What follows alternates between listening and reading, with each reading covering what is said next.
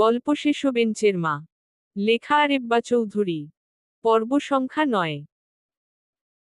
সন্ধ্যার ম্লান আলোয় সেবিকা খাতাকলম নিয়ে বসলেন। নূরজাহান চিঠি লিখার জন্য ধীরে ধীরে কথাগুলো উচ্চারণ করতে লাগলেন। কাপা গলায় বলা প্রতিটি শব্দ যেন তার বুকের গভীর হাহাকার ছুঁয়ে বেরিয়ে আসছিল। সেবিকা চুপচাপ লিখে যাচ্ছিলেন। নূরজাহান বললেন, নাহিদ, আমার দুই নয়নের মণি, আমার সোনা বাবা, তুই কেমন আছিস? তোকে দেখার তৃষ্ণায় এ মায়ের হৃদয় শুকিয়ে যায়।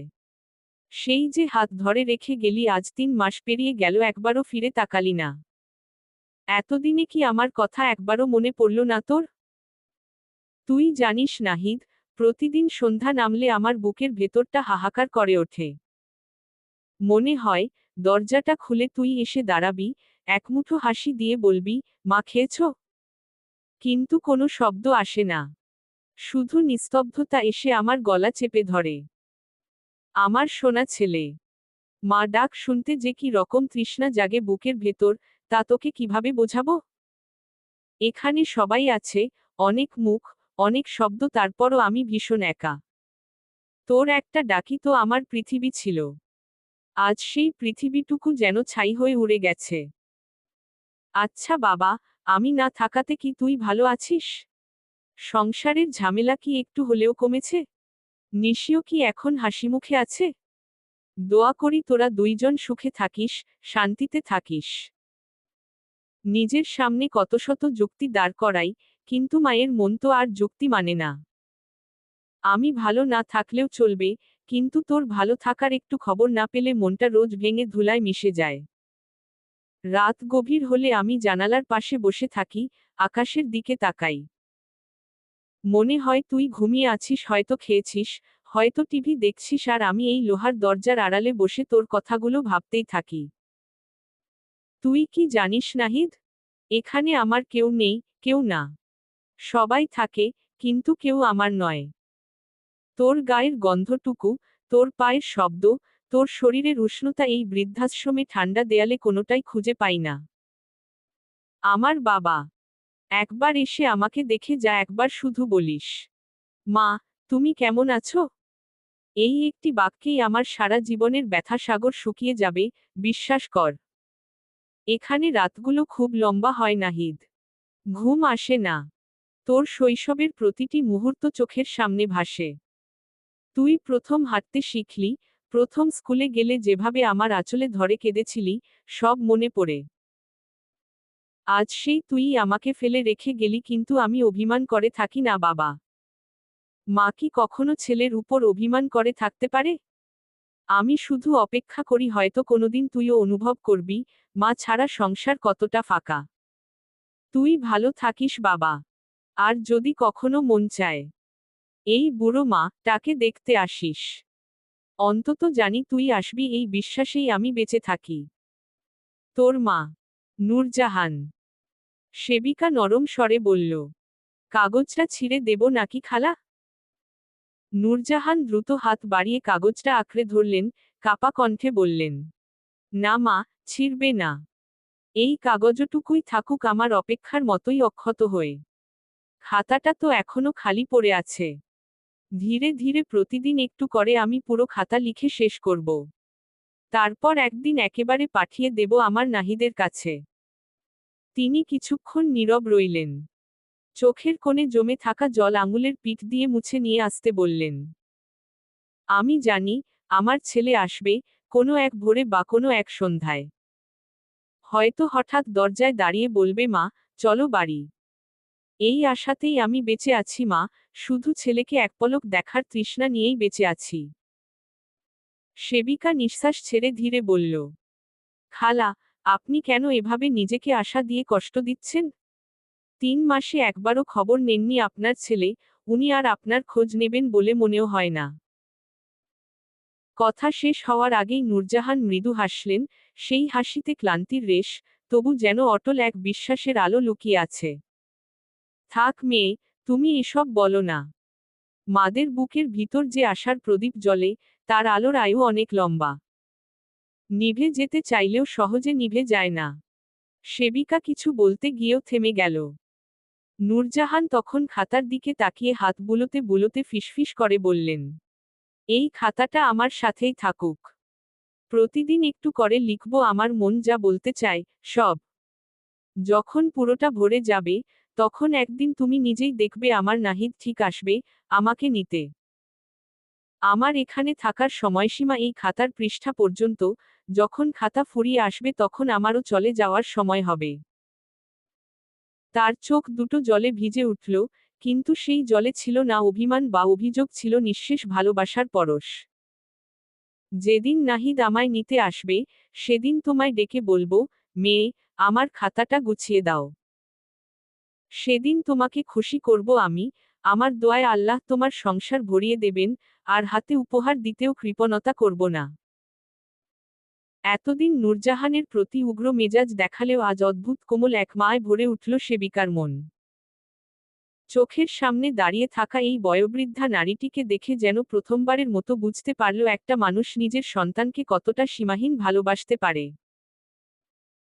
এই বৃদ্ধাশ্রমে শত শত বৃদ্ধা আছেন, কারো 2টি ছেলে, কারো 3টি মেয়ে, কেউ কেউ তো 5-6 জন সন্তান থাকা সত্ত্বেও এখানে এসে জীবন কাটাচ্ছেন।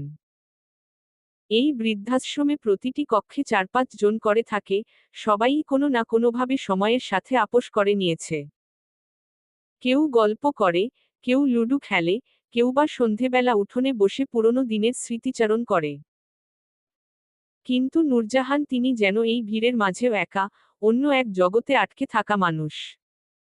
তাকে কেউ কখনো ঠিকমতো মানিয়ে নিতে দেখেনি। এমনকি সংসারের বন্ধন থেকে বিচ্ছিন্ন হয়ে আসার এতদিন পরও তিনি নিজের বুকের ভেতর সেই একই আগুন, একই আকুলতা আঁকড়ে বেঁচে আছেন। তার পাগলামোকে সবাই শুরুতে শুধু আদিক্ষেতা বলে উড়িয়ে দিত। রাতবিরেতে জানালা খুলে দেওয়া, কখনো শব্দ করে কান্না, কখনো হঠাৎ শিশুর মতো হেসে ওঠা, এসব দেখে আশ্রমের সবাই বিরক্ত হতো, অনেকে মুখ ফিরিয়ে নিত, কেউ কেউ কথা শোনাত।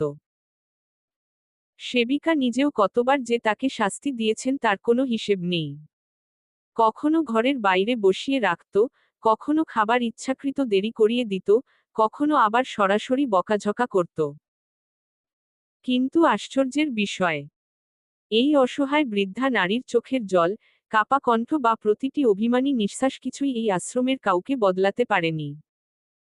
কেউ একটু সহানুভূতি দেখায়নি, আপন ভেবে একটু কাছে টেনে নেয়নি। তার দুঃখে কারো চোখে এক ফোঁটা জলও গড়ায়নি। তার গলার প্রতিটি স্বরেই ভেসে উঠত একই নাম, নাহিদ, আমার নাহিদ। আজ সেবিকা বুঝল এটা কোনো পাগলামো নয়। এটা সেই ভালোবাসা, যে ভালোবাসা মানুষকে শেষ বয়সেও বাঁচিয়ে রাখে, আবার ভেঙেও দেয় ভয়াবহ নিঃসঙ্গতায়। সেবিকা চলে যেতেই নূরজাহান খাতাটা বুকের কাছে টেনে নিলেন। চুপচাপ আলনা থেকে নরম পুরনো শালের ভাঁজ খুলে খাতাটাকে সযত্নে জড়িয়ে বালিশের নিচে রাখলেন, যেন সেই খাতাই তার শেষ আশ্রয়, শেষ আলো। মালতী পাশের খাট থেকে ব্যঙ্গ মিশ্রিত স্বরে বলল, এতই যখন ভালোবাসা তোমার ছেলের প্রতি, তখন এখানে এলে কেন নূরজাহান? ছেলের ঘরেই তো থাকতে পারতে। নূরজাহান মাথা নিচু করলেন, কণ্ঠে নীরবতা।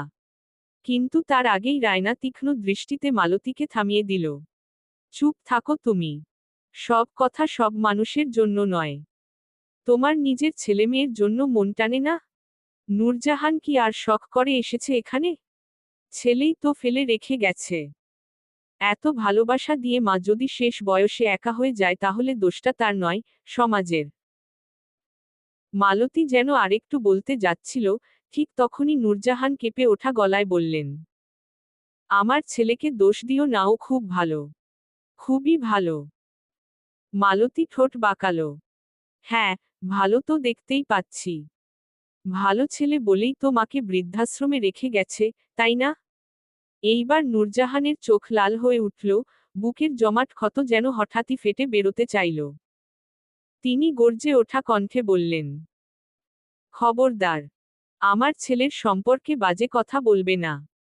আমার ছেলে আমাকে এখানে রেখে গেছে, এটা আমাদের মাছেলের ব্যাপার, তোমাদের কথা বলার অধিকার নেই। আমার ছেলেকে নিয়ে একটি কথাও বললে আমি একচুল ছাড় দেব না। রায়না ঠোঁট কামড়ে মালতীর দিকে তাকিয়ে হালকা ক্ষোভে বলল, এর জন্যই তো বলে, যার জন্য করলাম চুরি সেই বলে চোর। খেয়ে সবাই যখন গভীর ঘুমে, তখনও নূরজাহানের চোখে ঘুম নেই। ধীরে ধীরে হাত বাড়িয়ে চশমাটা তুলে নিলেন তিনি। কাঁচ দুটো ঘাসে ছুঁয়ে থাকা শিশিরের মতো ঘোলা আঙুলের ডগায় তা মুছে তিনি চশমা পরলেন। তারপর বালিশের নিচে গুজে রাখা সেই পুরনো খাতা বের করলেন। পাতাটা খুলে নাহিদের উদ্দেশ্যে লেখা চিঠিটা বহুবার পড়তে লাগলেন। আজ যেন শব্দগুলোও তার কাছে অপরিচিত মনে হলো। শব্দ আছে, বাক্য আছে, কিন্তু নেই সেই বুকভরা হাহাকার, নেই সেই দীর্ঘশ্বাসের আগুন। কাপা কাপা হাতে পাতার ওপর আঙুল বোলালেন তিনি। মনে হলো এই শব্দগুলো তার মনের বিশাল যন্ত্রণার সামান্য অংশও বহন করতে পারছে না। নূরজাহানের বুক দুরু দুরু করে উঠল। একটা নিঃশ্বাস ভেঙে বের হলো, যেন নিজের বুকের ভেতরেই কেউ কেমন করে মুঠোভরা ব্যথা চেপে ধরেছে। তিনি ফিসফিস করে বললেন, আরে বাবা, সব কথা কি আর কাগজে লেখা যায়? যা ভিতরে জ্বলছে তা তো ভাষা পায় না। যা শুধু মা বুঝে, মা সহ্য করে। চোখের কোণ ভিজে উঠল, কয়েক ফোঁটা জল গড়িয়ে পড়ল কাগজের কিনারায়। শব্দগুলো তার কাছে হঠাৎই অসম্পূর্ণ মনে হলো, যেন কতটা চাওয়া, কতটা অভিমান, কতটা প্রতীক্ষা, কতটা মমতা এখনো লেখা হয়নি। চিঠিটা বুকে চেপে ধরে নূরজাহান নিঃশব্দে কেঁদে উঠলেন। এই না বলা কথাগুলো কি কখনো আর বলা হবে? কেটে গেছে 3 মাস। এই 6 মাসে নাহিদ একবারও দেখতে আসেনি নূরজাহানকে। সেই প্রথমে যেমন চোখে আসার ঝিলিক থাকত, এখন সেই ঝিলিকও ম্লান হয়ে গেছে। নূরজাহান নিজেকে অনেকটাই মানিয়ে নিয়েছেন আর আগের মতো প্রতিদিন জানালার বাইরে তাকিয়ে পথ চেয়ে বসে থাকেন না। বুঝে গেছেন এই অপেক্ষা শুধুই শূন্যের দিকে ছুড়ে দেওয়া নিঃশ্বাস। 3 দিন পর ঈদ। বৃদ্ধাশ্রমে প্রতিটি কোণে আনন্দের হাহাকার, উৎসবের ছাপ। কেউ কেউ এসেছে ছেলেমেয়ে বা আত্মীয়স্বজন নিয়ে, চোখে মুখে উল্লাস, যেন ছোটবেলার মতো প্রত্যেকটি মুহূর্ত উদ্দীপনায় ভরা। কারো ছেলে এসেছে হাতে খাবার আর ঈদের উপহার নিয়ে। নূরজাহান তা দেখছেন, কিন্তু তার হৃদয় এখন অন্য কোনো দিকে। নীল আকাশের দিকে তাকিয়ে তিনি জীবনের হিসেব মিলাতে লাগলেন। বুক চিরে বেরিয়ে এলো দীর্ঘশ্বাস। ফিসফিস করে বললেন, এক জীবনে পাওয়া না পাওয়ার হিসেব মিলিয়ে দেখলাম, আমার স্থান প্রায় শূন্যতে গিয়ে ঠেকেছে।